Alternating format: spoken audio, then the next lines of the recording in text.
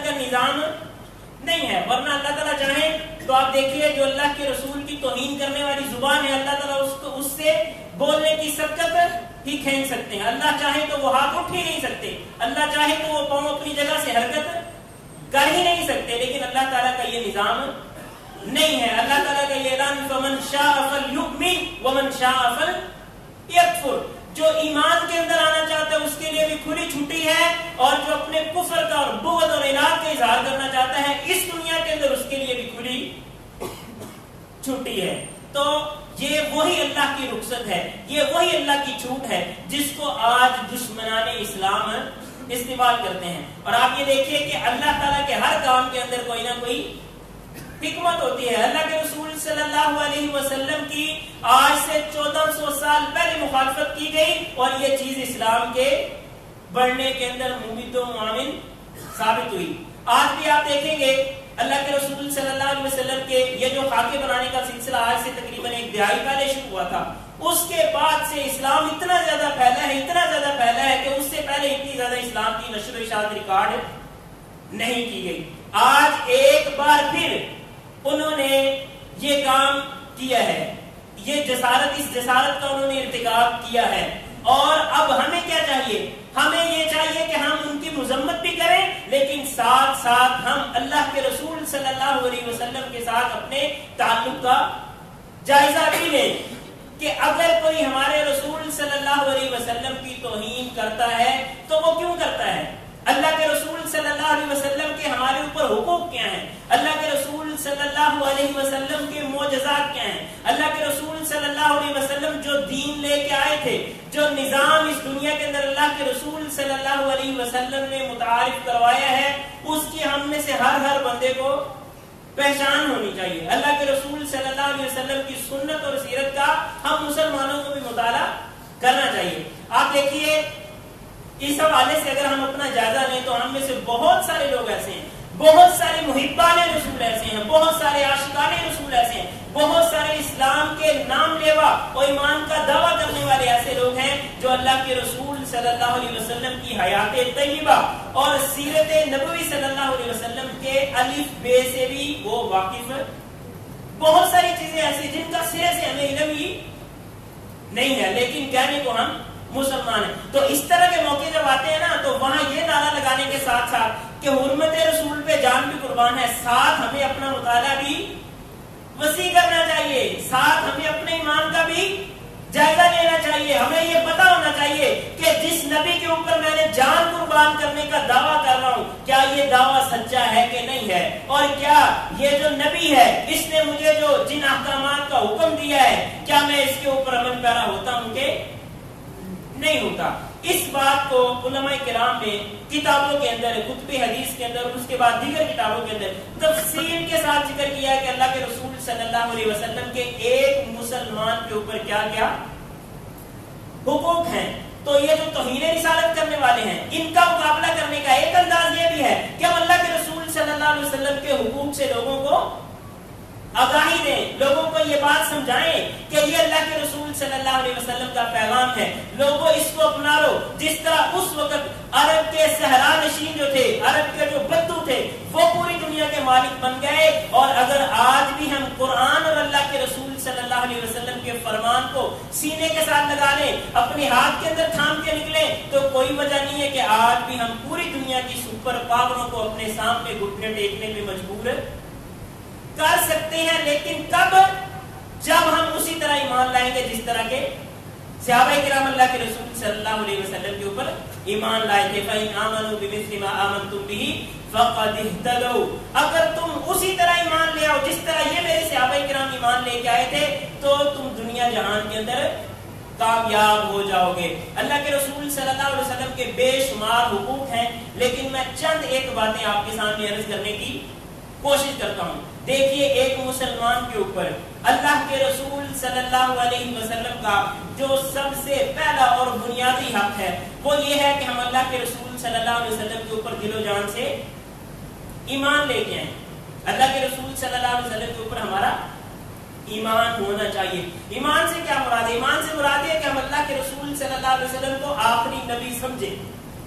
جب ہم اللہ کے رسول रसूल सल्लल्लाहु अलैहि वसल्लम को आखिरी नबी समझते हैं, तो इसका मतलब क्या है कि अल्लाह के रसूल सल्लल्लाहु अलैहि वसल्लम की तशरीफ आवरी के बाद इन 1400 सालों के अंदर या आइंदा जो भी रसूल होने का दावा करेगा हम उसको झूठा, यानी हम सिर्फ ये नहीं कहेंगे कि नहीं जी हम किसी को बुरा नहीं कहते, हम अपना हमारा दीन अपना उनका दीन अपना, बल्कि हम उसको साथ झूठा भी। क्यों? क्योंकि हमने अल्लाह के रसूल सल्लल्लाहु अलैहि वसल्लम को सच्चा नबी मान लिया है। अल्लाह के रसूल सल्लल्लाहु अलैहि वसल्लम को हम खातमुन नबिय्यीन मानते हैं, हम आखिरी नबी मानते हैं। अगर उसके बाद किसी और के लिए भी हम गुंजाइश निकालें तो इसका मतलब क्या है कि माज़अल्लाह अल्लाह के रसूल सल्लल्लाहु अलैहि वसल्लम आखिरी नबी नहीं है। फिर इसी तरह हमारा इस बात के ऊपर भी ईमान होना चाहिए कि अल्लाह के रसूल सल्लल्लाहु अलैहि वसल्लम का जो पैगाम है वो मक्के मदीने के लिए नहीं है, वो सऊदी अरब के लिए नहीं है, वो पाकिस्तान के लिए नहीं है, वो बर्रे सगीर के लिए नहीं है, बल्कि पूरी दुनिया के लिए है। कुल या अय्युहन नासु इन्नी रसूलुल्लाहि इलैकुम जमीआ, ऐ नबी आप ऐलान कर दीजिए कि जितने भी लोग हैं मैं उन सब के लिए रसूल बना के भेज दिया गया हूं। अब अल्लाह के रसूल सल्लल्लाहु अलैहि वसल्लम के आने के बाद किसी नबी की कोई गुंजाइश नहीं रह जाती, किसी शरीयत की कोई गुंजाइश नहीं रह जाती। कोई अपने आप को ये नहीं कह सकता कि भाई मैं जिस तरह तुम अपने नबी को मानते हो मैं भी अपने नबी ईसा को मानता हूं, मैं भी अपने नबी मूसा को मानता हूं। इस दुनिया के अंदर जो भी मौजूद है अल्लाह के रसूल सल्लल्लाहु अलैहि वसल्लम के आने के बाद अल्लाह के रसूल सल्लल्लाहु अलैहि वसल्लम का कलमा पढ़ना उसके लिए जरूरी है। बल्कि अल्लाह के रसूल सल्लल्लाहु अलैहि वसल्लम ने फरमाया लौ काना मूसा हय्यन मा वसिअहु इल्ला इत्तिबाई, अगर आज मूसा भी जिंदा होते तो वो भी मेरा कलमा, तो अगर मूसा ने अल्लाह के रसूल सल्लल्लाहु अलैहि वसल्लम का कलमा पढ़ना था तो जो मूसा की पैरवी का दावा करते हैं उनको तो बिलौला अल्लाह के रसूल सल्लल्लाहु अलैहि वसल्लम का कलमा पढ़ना जरूरी है। अच्छा, ईमान के अंदर ये चंद एक चीजें हैं कि अल्लाह के रसूल सल्लल्लाहु अलैहि वसल्लम सच्चे नबी हैं, अल्लाह के रसूल सल्लल्लाहु अलैहि वसल्लम आखिरी नबी है, खातमुन नबिय्यीन है। अल्लाह के रसूल सल्लल्लाहु अलैहि वसल्लम के बाद कोई ज़ाहिरी, बातिनी, मख्फी, ज़िल्ली, बुरूज़ी किसी किस्म का कोई नबी आ नहीं सकता। ये अल्लाह के रसूल सल्लल्लाहु अलैहि वसल्लम का हमारे ऊपर सबसे पहला और बुनियादी हक है, और ये अरकाने इस्लाम के अंदर भी है और अरकाने ईमान के। अरकाने इस्लाम कितने हैं? अरकाने इस्लाम 5 हैं। उनके अंदर सबसे पहला रुकन क्या है? उससे सबसे पहला रुकन कलमा तौहीद है, जिसके 2 हिस्से हैं। पहला अल्लाह की तौहीद, दूसरे अल्लाह के रसूल सल्लल्लाहु अलैहि वसल्लम की रिसालत है। और अरकाने ईमान कितने हैं?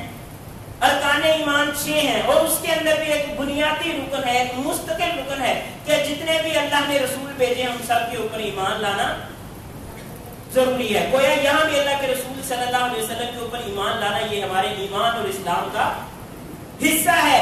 अगर इस हवाले से हम किसी किस्म की कोताही और नरमी का शिकार हैं तो ये आज ही हमें अपने दिल से बाहर निकाल देनी चाहिए, क्योंकि ईमान और कुफर एक सीने के अंदर जमा नहीं हो सकता।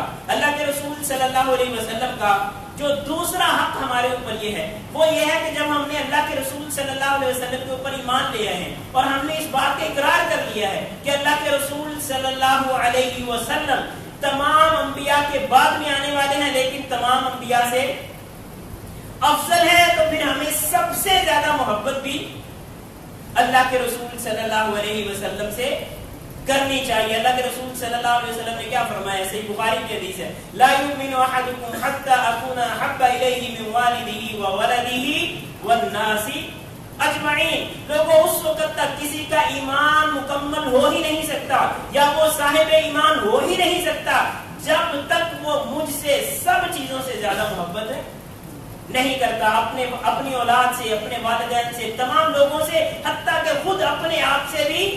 अगर वो ये समझता ना कि मुझे अपने आप से ज्यादा प्यार है, जी मैं सब चीज से ज्यादा तो अल्लाह के रसूल से मोहब्बत करता हूँ, लेकिन अपनी जान तो अपनी जान होती है ना। लेकिन मैं अपनी जान का जब मामला आएगा ना तो उस वक्त में अल्लाह के रसूल की हुर्मत के बारे में नाउज़ुबिल्लाह कंप्रोमाइज कर लूंगा तो ये बंदा मोमिन है नहीं है। और मेरे भाइयों, जब हम ये कहते हैं ना कि हुर्मत रसूल पे जान भी कुर्बान है, तो आप ये देखिए, ये हम दावा तो करते हैं, लेकिन कभी अमली तौर पे सोचा है कि हम इसके ऊपर अमल पैदा होने के लिए तैयार हैं कि नहीं? मिसाल के तौर पे अगर ये कह दिया जाए कि भाई आप जिस कंपनी के अंदर काम करते हैं या जिस मुल्क के साथ आप जिस मुल्क के अंदर रह के आप काम करते हैं, उन्होंने अल्लाह के रसूल सल्लल्लाहु अलैहि वसल्लम की तौहीन की है, लिहाजा हुर्मत रसूल का तकाजा ये है, ईमान बिन नबी और बिर रसूल का तकाजा یہ ہے کہ آپ اپنی اس نوکری کو چھوڑ دیں, آپ اس اپنے کاروبار کو ٹھوکر مار دیں, تو ہم میں سے کتنے لوگ ہیں جو یہ کام کرنے کے لیے تیار ہیں؟ ہمارے بہت سارے مسائل ایسے ہیں جن کے اندر ہم اپنے معاشی حالات کو آڑ بنا لیتے ہیں, کہتے ہیں جی یہ میں کام تو کرنا چاہتا ہوں لیکن مسئلہ یہ ہے کہ اپنا پیٹ بھی تو پالنا ہے, اگر میں اس طرح کر لوں تو میرا تو کیریئر تباہ ہو جاتا ہے جی, یہ تو معاشی استحصال ہو جائے گا, وہ تو جی ہمارا معاشی بائیکاٹ ہے. تو میرے بھائیوں, جو اس بات سے ڈر جاتا ہے اس کو یہ سوچنا چاہیے, اس نے ایک نعرہ لگایا ہوا ہے کہ میں اپنے جان مار اولاد سے بھی بڑھ کے اپنی جان کو بھی مارنے کے لیے, مطلب یہ ہے کہ اگر کوئی بندہ آپ کو قتل بھی کرنا چاہے تو آپ اللہ کے رسول صلی اللہ علیہ وسلم کی حکمت کے اوپر کوئی کمپرومائز نہیں کریں گے. تو یہ جو باتیں ہیں نا, یہ نعرے بھی ہونے چاہیے. نعرے بھی وہ یہ نہیں ہے کہ بھئی میرا ایمان تو بڑا پختہ ہے لیکن میں نعرہ نہیں لگاتا, نعرہ بھی لگانا چاہیے, اس کا اظہار بھی کرنا چاہیے, احتجاج بھی ریکارڈ کروانا چاہیے, لیکن خالی نعرہ میرے بھائیوں نہیں ہونا چاہیے. بعض ہم یہ بھی کہتے ہیں اور جی حرمین شریفین کے دفاع کے اوپر میرا جان مال سارا کچھ قربان, لیکن جب عمل کی باری آتی ہے تو فوراً ہی ادھر ادھر ہو جاتے ہیں. وہ کہتے ہیں وہی ہمارا معاشی مسئلہ ہے جی, یہ اس چیز کا مسئلہ, یہ یعنی اس طرح کی باتیں شروع ہو جاتی ہیں. تو میرے بھائیوں, اگر آپ نے یہی باتیں کرنی تھی تو پہلے آپ نے نعرہ بھی تو لگایا ہے نا, اور نعرہ تو آپ نے اس چیز کا لگایا ہے,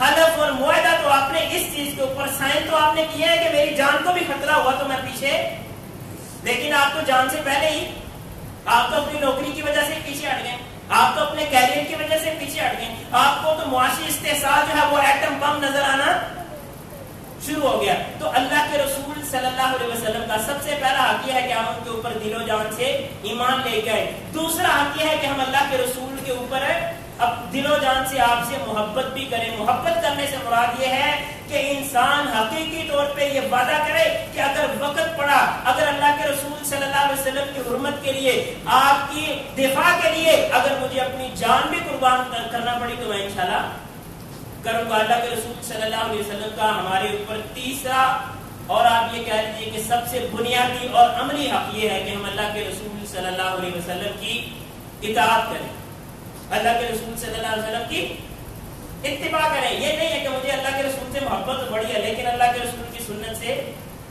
کوئی دلچسپی, آپ دیکھیں نا معاشرے کے اندر یہ چیزیں بھی پائی جاتی ہیں. بہت سارے لوگ ایسے ہیں جو اللہ کے رسول صلی اللہ علیہ وسلم سے محبت کے وہ دعوے ممکن ہے کہ بہت سارے لوگوں سے وہ زیادہ کر لیتے ہوں, اظہار بھی زیادہ کر لیتے ہوں, وہ شور شرابہ بھی زیادہ کر لیتے ہوں, لیکن جب اللہ کے رسول صلی اللہ علیہ وسلم کی سنت کے اوپر بات آتی ہے, اللہ کے رسول صلی اللہ علیہ وسلم کے طریقے کی بات آتی ہے تو وہ پیچھے ہٹنا شروع ہو جاتے ہیں. حالانکہ اللہ تعالیٰ کیا فرماتے ہیں, قل ان کنتم تحبون اللہ فاتبعونی یحببکم اللہ ویغفر لکم ذنوبکم. لوگو اگر تم اللہ سے محبت کرتے ہو تو میری اتباع کرو, یعنی اللہ کے رسول صلی اللہ علیہ وسلم کی اتباع کرو. بلکہ فرمایا فلا وربک لا یؤمنون حتی یحکموک فیما شجر بینہم. اللہ کی قسم اس وقت تک کوئی بندہ صاحب ایمان ہو ہی نہیں سکتا جب تک وہ آپ کو سپریم کورٹ کے درجے پہ نہیں رکھتا, جب تک وہ آپ کو چیف جسٹس نہیں مان لیتا, جب تک وہ آپ کو دنیا کی سب سے بڑی قوت نافذہ اور قوت فیصلہ نہیں مان لیتا. اللہ کے رسول صلی اللہ علیہ وسلم جس معاملے کے اندر فیصلہ کر دے, وما كان للمؤمن ولا مؤمنة اذا قضى الله ورسوله امرا ان يكون لهم الخيار من امرهم, کہ جو صاحب ایمان ہے چاہے وہ مرد ہے یا عورت ہے, اگر وہ ایمان کا دعویٰ کرنے والے ہیں اور اللہ کے رسول صلی اللہ علیہ وسلم نے ان کے معاملے کے اندر کوئی فیصلہ کر دیا ہے تو اس کے بعد ان کے لیے کوئی دوسرا اختیار ہے. اللہ کے رسول صلی اللہ علیہ وسلم کی عدالت کے اندر اگر فیصلہ ہو گیا تو اس کی اپیل کسی اور جگہ پہ ہو, دنیا کی عدالتوں کی اپیلیں اوپر سے اوپر جا سکتی ہیں, لیکن اللہ کے رسول صلی اللہ علیہ وسلم کے فیصلے کے بعد کوئی آپشن باقی نہیں رہتا. بلکہ حضرت عمر فاروق رضی اللہ تعالیٰ عنہ تو اتنے اس معاملے میں سخت تھے, ان کو اگر پتہ چل جاتا ہے کہ کوئی بندہ اللہ کے رسول صلی اللہ علیہ وسلم کے فیصلے کے بعد بھی اس کے دل کے اندر کوئی خلش ہے, اس کے دل کے اندر ابھی کوئی نرمی ہے اور یہ کوئی اور گنجائش چاہتا ہے, تو وہ اس کا فیصلہ بھی تلوار سے. اور اس طرح کے واقعات حضرت عمر فاروق رضی اللہ تعالیٰ عنہ کی سیرت کے اندر موجود بھی ہیں. اللہ کے رسول صلی اللہ علیہ وسلم نے فیصلہ کر دیا, کسی نے کہا کہ میں فلان جگہ پہ جانا چاہتا ہوں, تو حضرت عمر فاروق رضی اللہ تعالیٰ عنہ گھر سے تلوار لے کے آ گئے کہ اب اس کے بعد تمہارے لیے سوائے تلوار کے کوئی آپشن نہیں رہ جاتا. کیوں؟ کیونکہ ہم اس دنیا کے اندر رہتے ہیں. ہمیں پیدا کرنے والی ذات کون ہے؟ اللہ کی ذات ہے. اس دنیا کے اندر ہم نے کس طرح رہنا ہے، ہمارے لیے بہتر کیا ہے، برا کیا ہے، یہ اللہ سے بہتر اور کوئی بتا. اور اللہ ہم سے کیا چاہتے ہیں، یہ اللہ کے رسول صلی اللہ علیہ وسلم سے بہتر کوئی بتا نہیں سکتا. اس لیے اللہ کے بندوں کو اس دنیا کے اندر رہتے ہوئے اللہ کے رسول صلی اللہ علیہ وسلم کی اطاعت اور اتباع کرنا انتہائی زیادہ ضروری ہے. اور یہ اختیاری نہیں ہے میرے بھائیوں، یہ اجباری ہے، یہ کمپلسری ہے. اس کے اوپر عمل کرنا ہی کرنا ہے. اس کے علاوہ ہمارے پاس کوئی اور آپشن نہیں ہے. اور اللہ کے رسول صلی اللہ علیہ وسلم کی اتباع سے کیا مراد ہے؟ اتباع سے مراد یہ نہیں ہے کہ جہاں جی چاہا کہا یہ تو اللہ کے رسول کی سنت ہے، اور جہاں جی چاہا کہا جی یہ مولویوں کی. یہ بھی بہت بڑا مسئلہ ہے نا. جہاں اپنے حق میں فیصلہ ہوتا ہے نا، وہاں کہتے ہیں یہ جو قرآن کا فیصلہ ہے، یہ جی اللہ کے رسول کا فیصلہ ہے. اور جہاں اپنے خلاف بات ہوتی ہے وہ جی یہ تو مولوی صاحب کی اپنی بات ہے، یہ جی مفتی صاحب کی اپنی بات ہے. تو گویا آپ اللہ کے رسول صلی اللہ علیہ وسلم کے ڈائریکٹ شاگرد ہیں کہ وہاں سے آپ پوچھتے ہیں. حالانکہ باتیں تو ہمیں مولوی سے پتہ چلتی ہیں نا.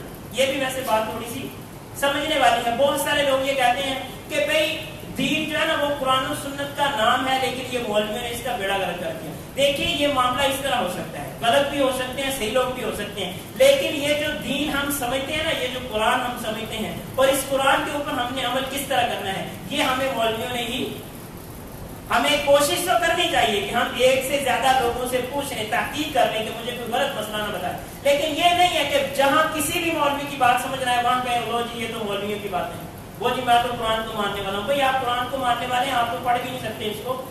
پڑھنے کی دور کی بات ہے، پڑھنے کے بعد آپ کو اس سے کوئی مسئلہ بھی سمجھ نہیں آئے گا. اور یہ بات میں تھوڑی سی تفصیل سے عرض کر دیتا ہوں. ابھی ایک باقاعدہ ایک فتنہ ہے جو لوگوں کو قرآن کا نام لے کے کہتے ہیں جی یہ قرآن جو قرآن کہتا ہے آپ اس کے اوپر عمل کرو. میرے بھائیوں دیکھیے ہماری زبان تو عربی نہیں ہے، لیکن اللہ کے رسول صلی اللہ علیہ وسلم جن کے اندر مبعوث کیے گئے تھے صحابہ کرام، ان کی زبان عربی تھی کہ نہیں تھی؟ وہ عربی کو سمجھنے والے تھے کہ نہیں سمجھنے والے؟ ہم سے زیادہ عربی زبان کو. لیکن اللہ کے رسول صلی اللہ علیہ وسلم ان کو بھی دین سمجھایا کرتے تھے، قرآن ان کو بھی سمجھایا کرتے تھے. بلکہ عام سیدھی سی باتیں جو ظلم کا معنی کیا ہے، ہم میں سے بہت سارے لوگ ایسے ہیں جو ظلم کا معنی سمجھنے والے ہیں، لیکن ایک قرآن کریم کی آیت نازل ہوئی جس کے اندر یہ ظلم کا لفظ تھا. صحابہ کرام نے کہا یہ تو بات سمجھ سے باہر ہوگی، پتہ نہیں اس سے کیا مراد ہے. اللہ کے رسول صلی اللہ علیہ وسلم کے پاس آئے، آپ نے ان کو وہ مسئلہ سمجھا دیا. گویا قرآن کریم جو ہے وہ اللہ کے رسول صلی اللہ علیہ وسلم کی سنت کے بغیر سمجھ نہیں آ سکتا، اور اللہ کے رسول صلی اللہ علیہ وسلم کے وارث جو علماء ہیں ان کے بغیر سمجھ نہیں آ سکتا. لہذا ہم نے قرآن و سنت کے اوپر ہی کرنا ہے، لیکن یہ علماء سے بھی ہم نے اپنا رابطہ جوڑ کے رکھنا ہے. یہ جو ہمیں یہ نت نئے جو فطروں کے ہم شکار ہو رہے ہیں نا، اس کی ایک وجہ یہ بھی ہے کہ ہم میں سے ہر بندہ جو ہے وہ اپنی مرضی کی بات قرآن کریم سے نکال لیتا ہے، اور جہاں جی جاتا ہے وہ قرآن کریم کو چھوڑ دیتا ہے. تو اللہ کے رسول صلی اللہ علیہ وسلم کی ہم نے اطاعت کرنی ہے، قرآن و سنت کو ہم نے ماننا ہے، لیکن اس کا معنی مفہوم کیا ہے اس حوالے سے ہم نے علماء سے بھی بات کو سننا ہے. البتہ یہ ہو سکتا ہے مثال کے طور پہ آپ مجھ سے مسئلہ پوچھیں، میں صحیح نہ بتا سکوں، یا ممکن ہے اللہ تعالیٰ نے ویسے ہی شیطان میرے اوپر حاوی ہو جائے، میں آپ کو غلط مسئلہ بتا دوں. آپ کسی اور سے جا کے تحقیق ضرور کریں، لیکن یہ نہیں ہے کہ آپ اپنی مرضی سے کہتے ہیں جی قرآن کے اندر یہ آیا اور اللہ کے رسول کے فرمان کے اندر یہی آیا. کیوں؟ کیونکہ جو دین اسلام ہے یہ پریکٹیکل دین ہے، یہ نظریاتی چیز نہیں ہے. مطلب یہ ایسے نہیں ہے کہ رات کو نازل ہو گیا اور اب سارے بندے سر کے اوپر ہاتھ رکھ کے بیٹھے ہوئے کہ بھائی اس کے اوپر عمل کیسے کرنا ہے. بھائی یہ 1400 سال پہلے نازل ہوا اور اللہ کے رسول صلی اللہ علیہ وسلم نے ساتھ ساتھ اس کے اوپر عمل کر کے بھی دکھایا، صحابہ نے اس کے اوپر عمل کر کے بھی دکھایا، صحابہ کے جو شاگرد تھے انہوں نے بھی اس کے اوپر عمل کر کے بھی دکھایا ہے. اللہ کے رسول صلی اللہ علیہ وسلم کے 3 حق میں نے آپ کے سامنے بیان کیے. سب سے پہلا حق کیا تھا؟ اللہ کے رسول صلی اللہ علیہ وسلم کے اوپر ایمان لانا. دوسرا حق یہ ہے کہ اللہ کے رسول صلی اللہ علیہ وسلم سے دل و جان سے دنیا کی ہر سے اطاعت کرنا.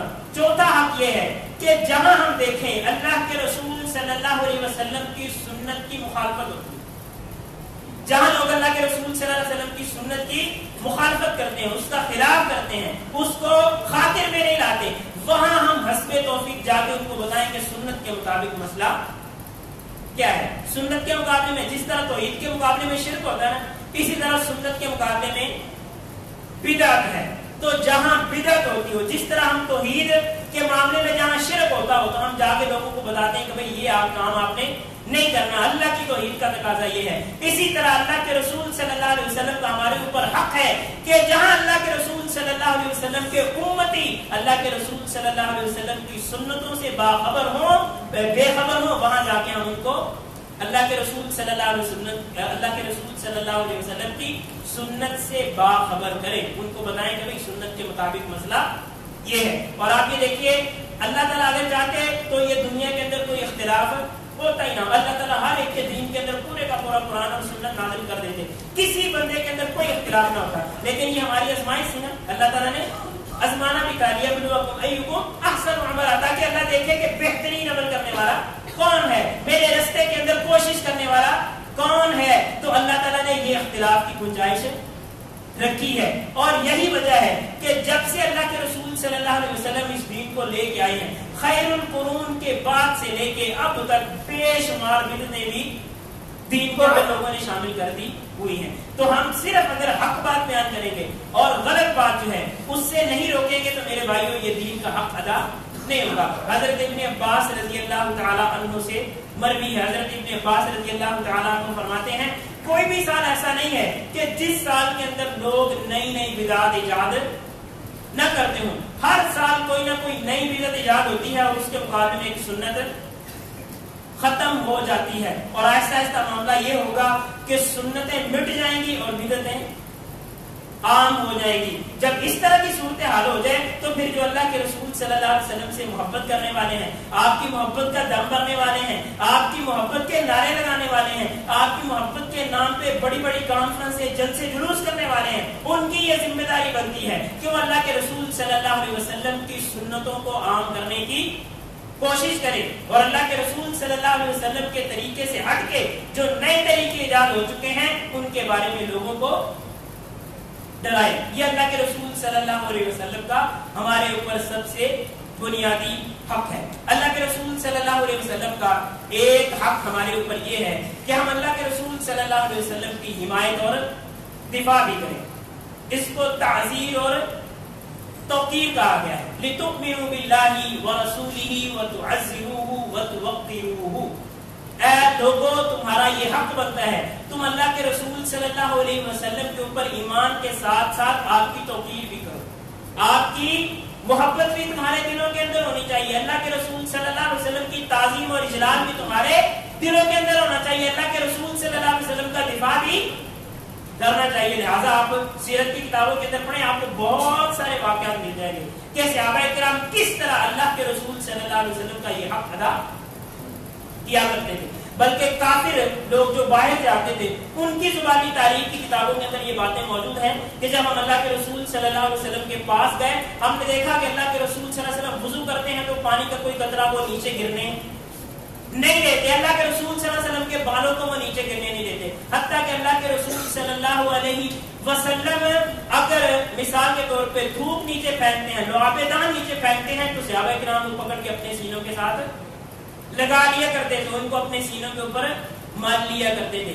एक इस तरह अल्लाह के रसूल सल्लल्लाहु अलैहि वसल्लम ने उन्होंने ताज़ीम और तौक़ीर की। और दूसरा अंदाज क्या था, आज तो आप देखें ना कितने इस्लामी ममालिक हैं, सबके पास बड़ी बड़ी फौजें हैं, कईयों के पास एटम बम भी होंगे, लेकिन वो अलग ऐलान और दिन दिहाड़े पार्लियामेंटों के अंदर बैठ के अल्लाह के रसूल सल्लल्लाहु अलैहि वसल्लम की तौहीन कर रहे हैं। लेकिन आज तक आपने सुना है कि उनको किसी ने जाके सजा दी हो, वहां जाके किसी ने एहतजाज रिकॉर्ड करवाया हो, वहां किसी ने किसी को नाराजगी का इजहार किया हो, किसी की एम्बेसी बंद कर दी हो, किसी का सफारत खाना अपने मुल्क से उठवा दिया हो। लेकिन अल्लाह के रसूल सल्लल्लाहु अलैहि वसल्लम के सहाबाए किराम क्या किया करते थे? अल्लाह के रसूल सल्लल्लाहु अलैहि वसल्लम के सहाबाए किराम के इस तरह के आपको दर्जनों वाक़यात मिल जाएंगे। पता चला कि किसी ने अल्लाह के रसूल सल्लल्लाहु अलैहि वसल्लम की तौहीन की है। अल्लाह के रसूल सल्लल्लाहु अलैहि वसल्लम ने बताया कि ये फलां शख्स जो है ये मुसलमानों को तंग करता है, अल्लाह के रसूल को तंग करता है, आपकी उम्महातुल मोमिनीन को तंग करता है, मुसलमानों की औरतों को तंग करता है। फौरन मुजाहिद उठे जिन्होंने कहा अल्लाह के रसूल हमें हुक्म दीजिए कि क्या करना। और फिर ये सारी की सारी बातें तारीख की किताबों के अंदर, सीरत की किताबों के अंदर मौजूद है कि कितने ही शातिम रसूल और कितने ही ऐसे लोग थे जो अल्लाह के रसूल सल्लल्लाहु अलैहि वसल्लम की तौहीन करते थे। अल्लाह के रसूल सल्लल्लाहु अलैहि वसल्लम ने के सहाबाए किराम ने उनको इस दुनिया के अंदर करार वाकई सजा दे दी, उनका इस दुनिया دنیا سے ناتا اور تعلق ختم کر دیا. آج سوچے کہ کیا ہمارے اندر بھی یہ ایمان ہے کہ نہیں ہے. آج اگر ہمیں یہ ذمہ داری سونپ دی جائے تو کیا ہم اس کے اوپر عمل پیرا ہوں گے کہ نہیں ہوں گے. آپ دیکھیے ایک تو ہم لوگ ہیں نا, لیکن دوسرا یہ کہ حکومتیں جو ہیں یا ہماری جو فوجیں ہیں یا اس طرح کا جو پورے کا پورا سیٹ اپ ہے, کیا اللہ کے رسول صلی اللہ علیہ وسلم کا ان کے اوپر کوئی حق نہیں ہے؟ کیا اللہ کے رسول صلی اللہ علیہ وسلم کا اسلامی حکمرانوں کے اوپر کوئی حق نہیں ہے؟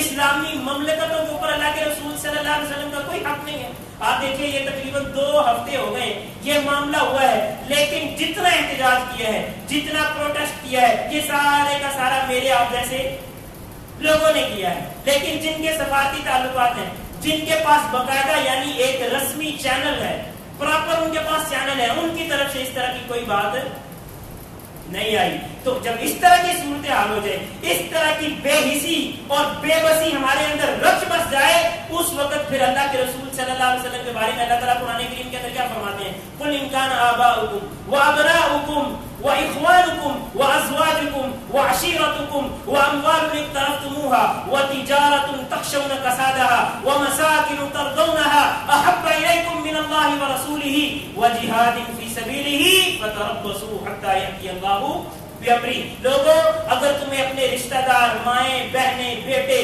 اور اس طرح کی چیزیں, اور یہ جو تمہارا معیشت ہے, یہ جو تمہارا معاش ہے, اور یہ جن کوٹھیوں اور بڑے بڑے بنگلوں کے اندر تم رہتے ہو, اگر یہ تمہیں اللہ اور اس کے رسول سے زیادہ عزیز ہو جائے, تم ان کے خطرے کی وجہ سے کسی دشمن رسول کے خلاف بات نہ کرو, اس کے خلاف بیان نہ دو, ان کے سامنے احتجاج ریکارڈ نہ کرواؤ, تمہارے اندر اتنی بے حسی آ جائے, فتربصوا حتی یأتی اللہ بأمرہ, تو پھر انتظار میں رہو کہ عنقریب اللہ تعالیٰ اپنا کوئی نہ کوئی فیصلہ کرنے والا ہے. آج ہمیں یہ سوچنا چاہیے کہ کیا اس طرح کی جو چیزیں ہیں, کیا ہم نے ان کو اللہ اور اس کے رسول صلی اللہ علیہ وسلم سے زیادہ اہمیت دی ہے کہ نہیں دی. آپ دیکھیے میں آسان سی باتیں کرتا ہوں. آپ میں سے کسی بندے کو کہا جائے نا کہ ماشاءاللہ جی آپ نے شادی کرنی ہے, آپ اپنے بیٹے یا بچی کی آپ نے شادی کرنی ہے, تو بڑی اچھی بات ہے, خوشی کا موقع آپ کریں, لیکن نا یہ کام وہاں نہ کریں کیونکہ یہ اللہ کے رسول کی مخالفت ہے, یہ دین اسلام کے خلاف ہے. کتنے لوگ اس کو مانیں گے؟ وہ کہہ لو مولوی صاحب جاؤ یہاں سے, ہمارا آپ ہر وقت تمہارے پیچھے پڑے رہتے ہیں, آپ تو ہمیں کوئی خوشی نہیں کرنے دیتے جی. اب ساری دنیا مولوی تو نہیں بن گئی اس معاشرے کے اندر بھی, تو اس کا مطلب کیا ہے کہ ہم نے دنیا کی عارضی خوشیوں کو اللہ کے رسول صلی اللہ علیہ وسلم کی سنت سے زیادہ اہمیت دے دی ہے. اللہ کے رسول صلی اللہ علیہ وسلم کی سنت کا, آپ کے طریقے کا, آپ کے اسوے کا ہمارے دل کے اندر وہ عزت اور احترام نہیں ہے جو لوگ اور دبدبہ معاشرے کی رسم و رواج کا ہے. بہت سارے لوگ ایسے ہیں, ان کو کہا جائے نا کہ آپ یہ نماز پڑھنا شروع کر دو, وہ کہتے ہیں جی نماز پڑھنا شروع کر دو تو یہ کاروبار کا تو بیڑا گرک ہو جائے, یہ دکان میری آدھا گھنٹہ بند رہ جائے نا تو مجھے تو اتنے لاکھوں روپے کا نقصان ہو جاتا ہے. وہ جی میں فلان جگہ پہ ڈیوٹی کرنے جاتا ہوں تو وہاں اگر نماز چھوڑ دی نا تو وہ تو میری وہاں سے چھٹی کرا دے. اب اس طرح کے جو معاملات ہیں نا میرے بھائی, ان کے اوپر سوچنا چاہیے. کچھ چیزیں ایسی ہیں جو واقع جنون مجبوریاں ہوتی ہیں, جن میں واقعتاً انسان مجبور ہو جاتا ہے. اگر انسان واقعتاً مجبور ہو تو شریعت کے اندر بھی اس کے لیے گنجائش نکل آتی ہے. لیکن آپ دیکھیں ہم اپنی طرف سے گنجائش اگر نکالنا شروع کر دیں, اپنی طرف سے ہم عذر تراشنا شروع کر دیں, تو پھر یہ جو ہمارے نعرے نا کہ حرمت رسول پہ جان کی قربان ہے, یہ ہمارے منافقانہ نعرے بن جائیں گے کہ ہم منہ سے نعرہ لگاتے ہیں لیکن دل ان کا ساتھ نہیں دیتا. اللہ کے رسول صلی اللہ علیہ وسلم کا سب سے پہلا حق میں نے آپ کے سامنے بیان کیا کہ آپ کے اوپر ایمان لانا ضروری ہے. دوسرا حق یہ بیان کیا کہ اللہ کے رسول صلی اللہ علیہ وسلم سے دل و جان سے محبت کرنا, زیادہ محبت کرنا ضروری ہے. تیسرا حق یہ ہے کہ اللہ کے رسول صلی اللہ علیہ وسلم کی اطاعت کی جائے. چوتھا حق یہ ہے کہ اللہ کے رسول صلی اللہ علیہ وسلم کی ہم حمایت کریں, آپ کا دفاع کریں, اور جس طرح ہو سکے ہمیں دفاع کرنا چاہیے. جس پلیٹ فارم کے اوپر ہم دفاع کر سکتے ہیں, جہاں ہم دفاع کر سکتے ہیں, وہاں ہمیں اسی انداز سے دفاع کرنا چاہیے. پانچواں حق اللہ کے رسول صلی اللہ علیہ وسلم کا ہمارے اوپر یہ ہے کہ کچھ لوگ اللہ کے رسول صلی اللہ علیہ وسلم کی شخصیت کے بارے میں غلو کا شکار ہو جاتے ہیں, غلو کا شکار ہو جاتے ہیں. اللہ کے رسول صلی اللہ علیہ وسلم نے فرمایا کہ تم میں سے جو پہلی امتیں تھیں ان کو غلو نے ہلاک کر دیا تھا. غلو کا مطلب ہوتا ہے کسی چیز سے حد سے گزر جانا. ایک حد لگی ہوئی نا, آپ حد سے گزر جائیں گے تو اس کا مطلب کیا ہے؟ کسی ملک کی حد سے گزر جائیں گے تو اس کا مطلب کیا ہے کہ آپ نے اپنے آپ کو امن و امان سے نکال کے آپ نے خطرے کے اندر ڈال دیا. اسی طرح قرآن و سنت نے بھی کچھ حدود مقرر کی ہیں. اگر آپ کسی شخصیت کے بارے میں حد سے گزر جائیں گے تو یہ اس شخصیت کی عظمت نہیں ہے, یہ اس کی بڑائی نہیں ہے, بلکہ اس کی تنقیص ہے کہ اس کو ماننے والے کسی اصول اور ضابطے کے پابندی نہیں. اور اللہ کے رسول صلی اللہ علیہ وسلم نے اس حوالے سے پتا تھا, اللہ کے رسول صلی اللہ علیہ وسلم نے یہ چیزیں سب سے پہلے بتا دی. فرمایا لا تطرونی کما اطرت النصارى عیسی ابن مریم, اے میرے لوگوں, میرے امت کو مجھے اس طرح نہ بڑھا چڑھا دینا جس طرح یہ عیسائیوں نے کر دیا تھا. عیسائیوں نے کیا کیا, کہنے پہ تو وہ بھی محبت کرتے تھے, لیکن انہوں نے کہا محبت کا تقاضا یہ ہے کہ حضرت عیسیٰ کو اللہ کا بیٹا بنا دیا. انہوں نے کہا کہ اللہ تعالیٰ یعنی تثلیث کا عقیدہ انہوں نے رکھ لیا کہ اللہ تین چیزوں کا مجموعہ ہے, ایک اللہ ہے, ایک حضرت عیسیٰ اور ایک ان کے ساتھ حضرت مریم علیہ السلام. اب کہنے کو ان کے دل کے اندر عقیدت ہوگی, محبت ہوگی, انہوں نے سمجھا کہ اگر یہ نہ کرے تو شاید محبت کا تقاضا پورا نہیں ہوتا, محبت ادا نہیں ہوتی, لیکن یہ بات غلط تھی. اسی طرح ہمارے اندر بھی غلو کی کچھ شکلیں پیدا ہو چکی ہیں, اور وہ غلو کی جو شکلیں وہ اللہ کے رسول صلی اللہ علیہ وسلم کے فرمان کے خلاف ہیں. اگر آپ کچھ نعتیں ایسی ہیں, نعتوں میں آپ سنیں نا, اس کے اندر آپ کو یہ پتہ چل جائے گا. یہ قوالیاں وغیرہ ہوتی ہیں, ان کے اندر بھی آپ سنیں, میں کسی چیز کا نام نہیں لیتا کیونکہ بہت ساری چیزیں ایسی ہیں جن کی وجہ سے پھر مسائل بن جاتے ہیں, لیکن آپ دیکھیں کہ یہ چیزیں ہمارے اندر موجود ہیں. اللہ کے رسول صلی اللہ علیہ وسلم نے فرمایا لا تجعلوا قبری وثنا یعبد, بلکہ اللہ سے دعا کی اللہم لا تجعل قبری وثنا یعبد, اللہ میری قبر کو اس طرح نہ بنا دینا کہ لوگ اس کو بتوں کی طرح آگے پوجا کرنا شروع کر دیں. اور ایک اور جگہ پہ فرمایا کہ جس طرح پہلے لوگوں نے اپنے انبیاء کی قبروں کو عیدگاہ بنا لیا تھا, اس طرح میری قبر کو عیدگاہ نہ بنانا. لیکن بہت سارے لوگ ایسے ہیں جو اللہ کے رسول صلی اللہ علیہ وسلم کے اس فرمان کو کوئی اہمیت نہیں دیتے. اللہ کے رسول صلی اللہ علیہ وسلم کی قبر کے اوپر وہ وہی کچھ جا کے کرنا چاہتے ہیں جو عام میلوں ٹھیلوں میں ہوتا ہے. تو یہ اللہ کے رسول صلی اللہ علیہ وسلم سے محبت نہیں ہے, بلکہ یہ اللہ کے رسول صلی اللہ علیہ وسلم کی مخالفت ہے. اسی طرح آپ دیکھیے قرآن کریم کا یہ اسلوب ہے, لا تجعلوا دعاء الرسول بینکم کدعاء بعضکم بعضا, یہ جس طرح ایک دوسرے کو ہم پکارتے ہیں نا نام لے کے, قرآن کا یہ فیصلہ ہے کہ اللہ کے رسول کو اس طرح نام لے کے نہیں پکارنا. لیکن بہت سارے لوگ ایسے ہیں جو اسی طرح نام لے کے پکارتے ہیں اور کہتے ہیں کہ یہ اللہ کے رسول سے محبت کا تقاضا ہے. آپ دیکھیں قرآن کریم کے اندر یا ایھا النبی یا ایھا الرسول بار بار آیا, کسی جگہ پہ یا محمد آیا, قرآن کریم میں کسی بھی جگہ پہ یا محمد نہیں آیا. اور آپ کتب حدیث کو کھولنا شروع کر دیں, کتب حدیث کو ایک طرف سے دیکھنا شروع کر دیں, یا رسول اللہ یا رسول اللہ یا رسول اللہ کے آپ کو الفاظ بے شمار مرتبہ ملیں گے, لیکن یا محمد کے الفاظ. تو اس کا مطلب کیا ہے کہ اس طرح کی جو چیزیں ہیں نا, یہ مسئلے کی منافرت کے اندر آ کے اس کے اوپر اصرار نہیں کرنا چاہیے, کیونکہ یہ باتیں درست نہیں ہیں. اور یہ انبیاء کے بارے میں غلو کا ایک طریقہ. اللہ سے دعا ہے کہ ہمیں اللہ تعالیٰ اپنے رسول صلی اللہ علیہ وسلم کے حقوق کو جاننے, پہچاننے اور ان کی بہترین طریقے سے کما حق کو ادائیگی کرنے کی توفیق عطا فرمائے. وآخر دعوانا الحمدللہ.